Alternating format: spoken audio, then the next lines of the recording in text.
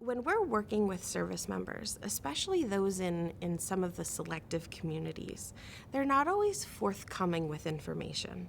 So what we need to do in the healthcare setting is create a therapeutic relationship. And they talk about it in school, they teach us how to do it, but when the rubber meets the road, it's personalities coming together and meeting that person where they are and not passing judgment, not saying things like, well, you're not in Iraq anymore, why are you afraid to drive past a package on the side of the road? That's not an IED. Or saying something like, that's never going to happen here, we're safe here. From the service member's point of view, if there's a 0.001% chance that it's going to happen, it can happen.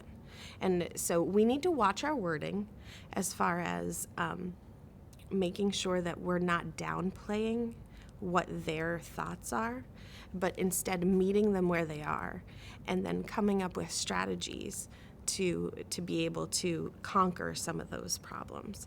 And I like to say in my initial eval that a service member is the lead in our therapy session. He drives the train.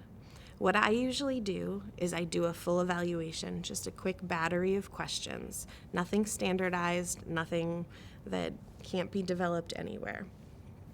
And it goes through all of our areas of daily living, all of our instrumental daily activities of daily living. And then we look to see at the end of the eval, so what do you think you need to work on? What are your goals? And one of my patients called it an OT buffet because I kind of lay out what I can do and they can pick it up and say, no, that's not going to work for me, put it aside and try another intervention.